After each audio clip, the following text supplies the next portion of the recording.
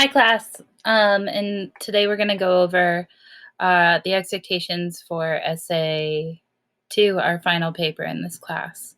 I have abbreviated the length for what I normally ask for due to the conditions that we found ourselves in.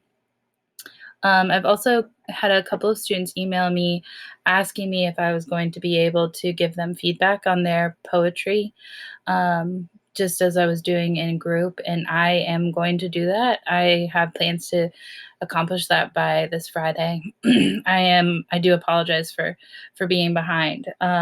It's not easy generating the content that you're going to make while also engaging in the online classroom. So just bear with me and know that, yes, you are still going to hear back from me, and you are going to get feedback from me. So no worries there.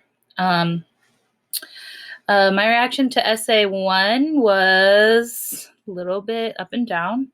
Those of you who met the requirements that I asked for did a phenomenal job for the most part.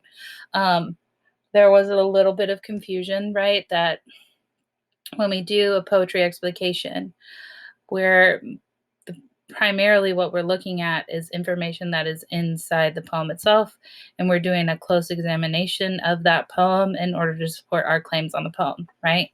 And so some of you use it as an opportunity to sort of research outside of the poem itself. And so know that this is an English literature course, right? So you can include some information from outside topics, but we are going to be writing literary analysis essays. So our essay 2 is a voice analysis essay, a voice and tone analysis essay. And remember, at the beginning of the class, you chose which direction you wanted this final project to conclude in, right? We either chose the traditional path, the scholarly path, and there was only one of you that did, right? Or we chose the creative path, right? And we spent a great deal of time this semester developing voice and argument. And so, and also developing an understanding of the elements of poetry and reading, works that I think we definitely see those elements embodied and or highlighted in particularly. So here we are. We've made it. Notes on poet's language. Analyzing poetic voice, tone, and longing. What matters is what we make of what others have made of us. Sartre. Together, we have adventured into the formless void of language, and we have constructed ourselves within a discipline that can be dated back as far as the practicing of writing. For was it not a poem that was what was first recorded? We have adventured and debated on the most basic question associated with this study. What is a poem? We have analyzed form and formless. We have sought and questioned meaning. We have explored genre and word choice, discovered diction and images. We have attempted to decipher tone, voice, and mood, and even tried to find ourselves, find our own paths through the forest of poetic creation. This journey is not yet concluded because we have yet to explore a singular path, the author's voice. A set of statements, verbal and nonverbal, bound by rules and characterized by regularities that both constructs and is patterned by social and personal reality. This need to be heard, it creates a universal connection to a communion of spirit and bodies. The poet often turns to poetry when faced with personal difficulties, but the constellations of sentiments they communicate in response to these difficulties in their poems and in their ordinary verbal, nonverbal statements overlap very little. Skip ahead a little. Here is where we must now analyze the unique and traditional presentation of the poet's voice. What have they created and how have they created it? This project is going to require you to analyze a poet's work, tone, and voice across multiple poems and analyze how the author's society, culture, biography, and eye shaped their voice and poetic concentration. This essay should focus primarily on the author's tone and diction and should also cover influences surrounding the poet. Requirements. Your research paper must be 6 to 8 pages, and I have abbreviated the length for the conditions that we're in. And note too, before we move on, that these are the requirements that every single person's essay has to meet, right? Has to meet. So this is not where we diverge into scholarly or creative. This is what everyone must do, like the basic building steps, the minimum, if we want to put it that way. So your research paper must be 6 to 8 pages, have 4 scholarly research sources, be typed, double-spaced, and in a 12-point font Times New Roman, and in MLA format. Okay. It must make an argument about the poet's tone and voice. This argument must be clearly stated in a working thesis statement. All body paragraphs must be focused and organized, clearly relating back to your thesis. So it's just the same as any other paper, right? We have to begin with first our argument and our thesis and what we're intending to prove, right? You need to research sources that are appropriate to your topic and effectively use those sources as evidence to support and prove your thesis and analyze your specific author's poetic voice. Cite all sources using MLA. Your paper must include parenthetical citations and a works cited page. Your final project must be submitted. And so now this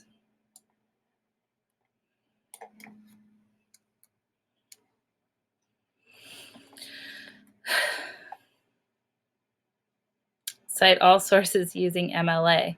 Your paper must include proper parenthetical citation and a works cited page. A few notes on required sources. So pay attention here, right? Your sources must be reputable and reliable, right? And this is something that we definitely struggled with in Essay 1, okay? I'm going to upload my lecture that I did for my 1020 class on MLA so that you can refamiliarize yourself with that. But I do not want you to use Schmoop. And I've already talked about this, right? For some of the more modern posts that we've looked at, we've had to be a little bit flexible with distinguishing what is and what is not a credible resource, right? But for this paper, if you choose to do a modern poet, you're still going to need to consult me if you're having a hard time finding research on it, okay? So there we go. You can use books, you can have scholarly journals, letters, and one of your sources must be the poetic theory essay. Okay, so this is a list of suggested sources. Remember that a well-researched paper will include a variety of sources. Also remember that for academic papers, books and scholarly journals tend to provide the best information. So at least one of your sources must be current, 2010 to present, book or article in a scholarly journal.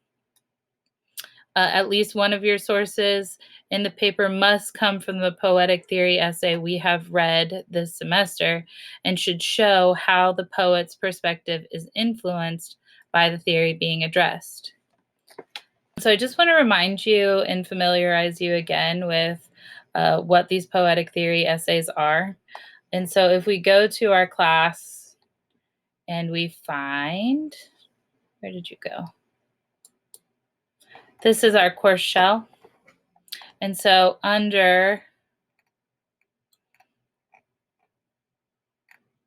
we have syllabus, class calendar, choose your own path materials, supportive materials, essay prompts, essays on poetic theory.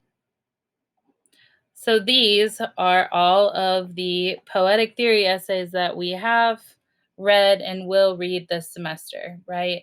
Our talk with Jace Sheets is coming up next week, or maybe even this week. Who knows when I'm going to post this video. But we are going to be discussing Robin.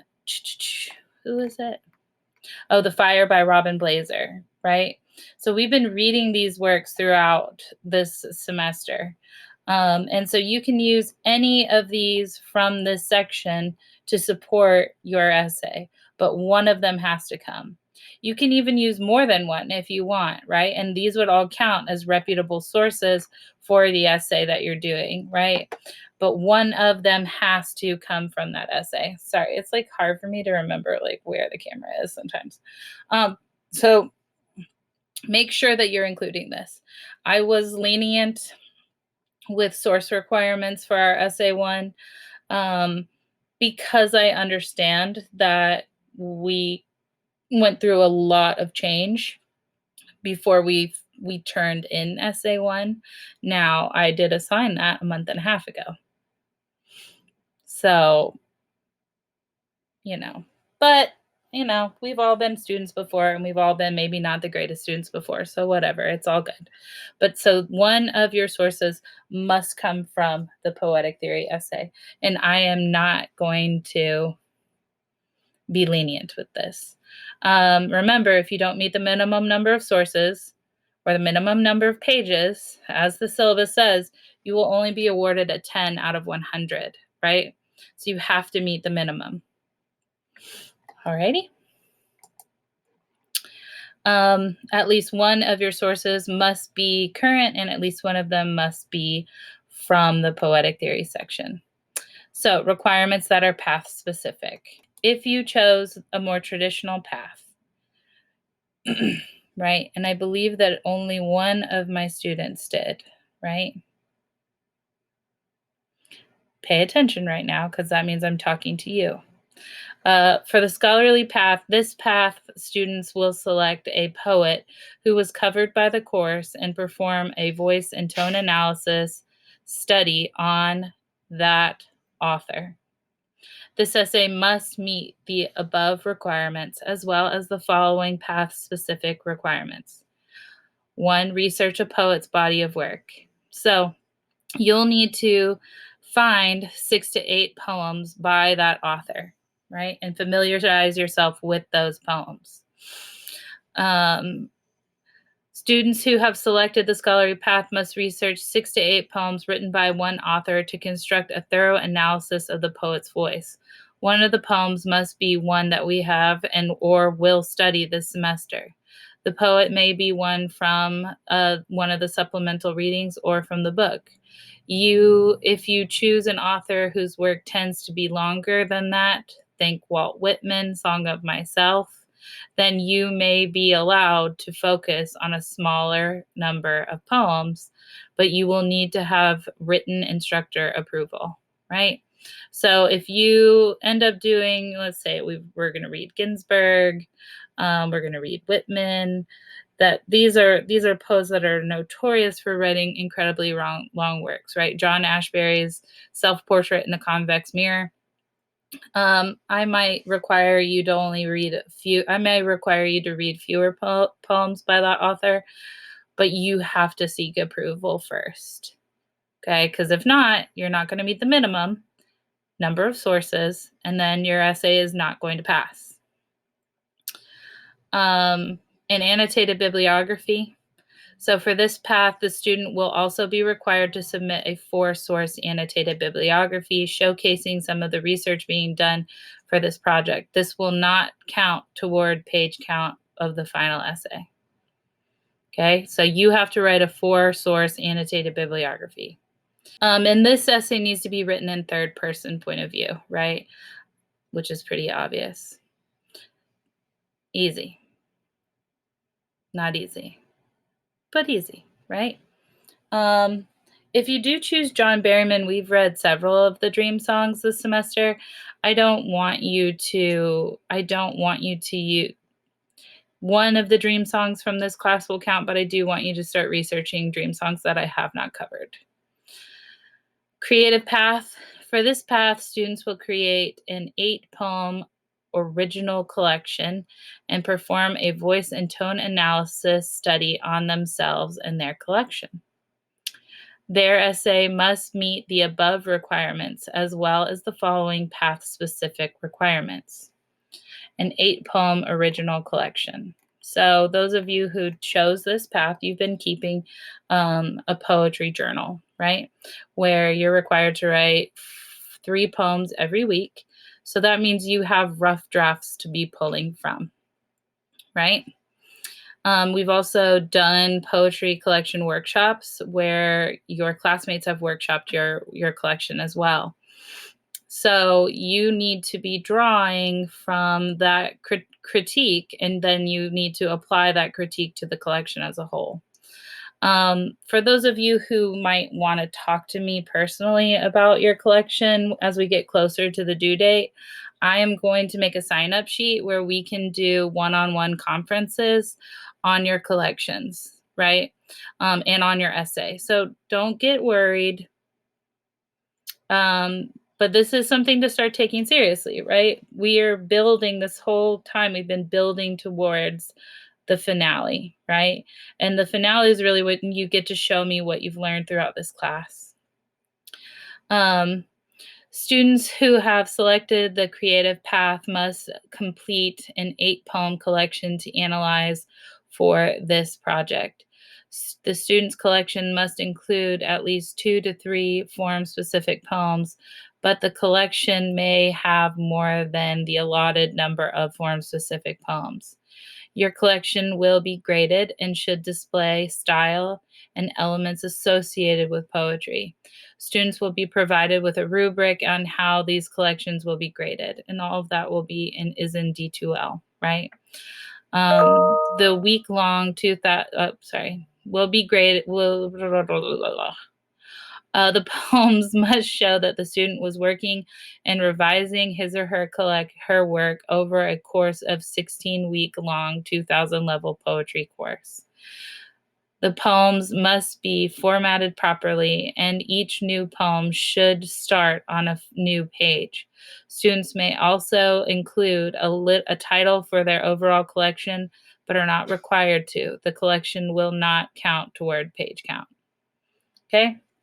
So if you're our traditional path, you're researching a poet's voice, and you're researching a poet's body of work, right? That must consist at least of 6 to 8 poems. For this one, you're still doing the same thing. It's just that poet happens to be you, right? So you're going to need that 8-poem body of work. And then you're going to write your essay on your poem. Choose an author who influenced your poetic voice. You must choose one author from this course who influenced your poetic voice. If you really cannot find a single author who influenced your voice, you may choose someone from this course, but must have instructor approval. As a heads up, Rupi Kaur and Dr. Seuss will not be granted instructor approval. Okay? You should include how this poet influenced your voice, but a large percentage of this paper should not focus on the author who influenced you. Instead, most of this paper needs to be focused on you because you're the poet. We're not going to do a peer review for this essay because we don't have time. And then you're going to do a first person. A majority of this paper will be written in first person. So for those of you who have taken my 1020 class, right, I give you the option of kind of playing around with this idea where you write 3 to 5 poems and then an essay in third person doing a close analysis of your work, right? This is not that essay. This essay is requiring you to be introspective. You are looking at a poet's body of work.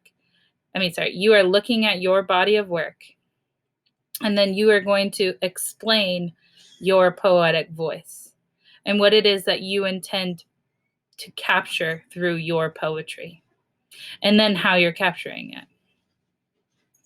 This assignment will reveal your new power of understanding language and will allow you to rediscover your inner voice. Whether it is through introspection or outward author analysis,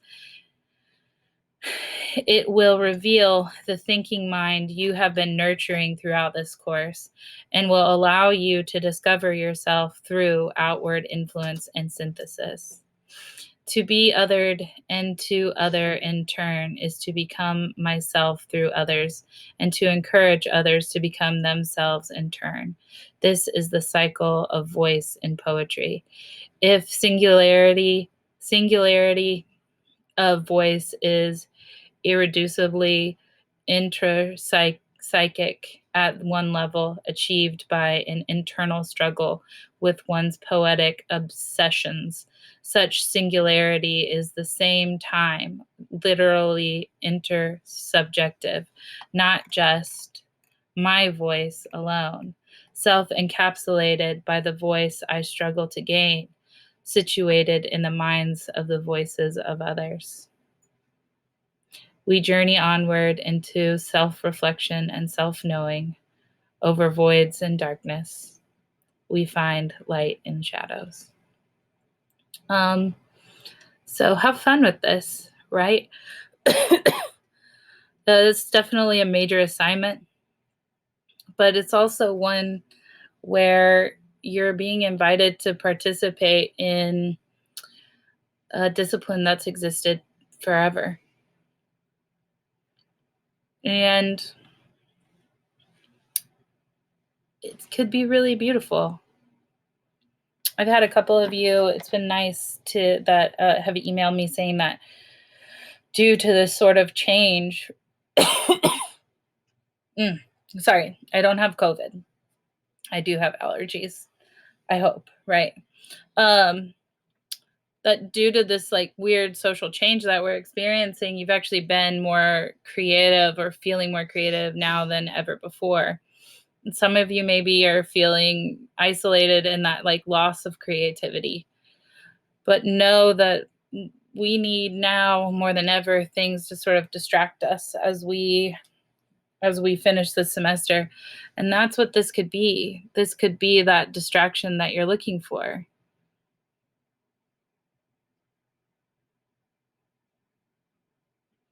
If you need any help, please call me. Something that's been happening is students have been emailing me back and forth being confused because they're confused, and they're not able to fully articulate what it is that they need help on. And so that's why you need to call. Okay. Uh, I am available to workshop. I'm available to help structure. I'm still here in the same sense that I was. It's just now you don't physically see me and I don't, yell at you in person. Not that I yell, right? But I'm not there to hold you accountable in person. You have to be accountable. And if you need help, you have to ask. And I promise I'm here to help you.